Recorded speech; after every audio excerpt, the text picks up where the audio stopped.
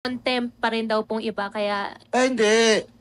Ito, with the indulgence again of... Yes, go ahead, sir. Go ahead. Hindi, Congressman that is Paduano. a deliberate move to you, from you. With your lawyer, na hindi kayo nag-bail kasi mas gusto mong nakadetain doon sa PNP Custodial Facility. Kaya hindi kayo nag-bail. Ayun yung totoong kwento doon. Huwag na tayo maglokohan dito. Again, you're lying. Because the real reason why you did bail out because you want to be detained doon sa PNP Custodial Center. Simple-simple, kakaalis go, billions.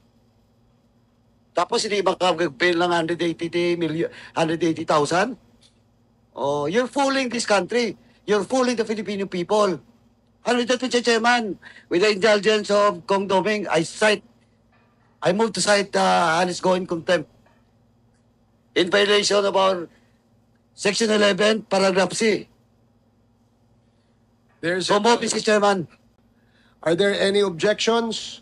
Hearing none, the motion is approved. Mr. Chairman. Alice Go Akagowaping is cited in contempt.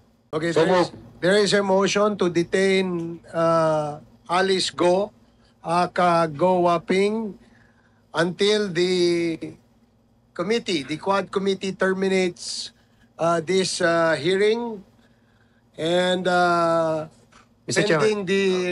pending the result of the jurisdiction, the issue of jurisdiction. This is duly seconded. Any objection? Hearing none, the motion is approved.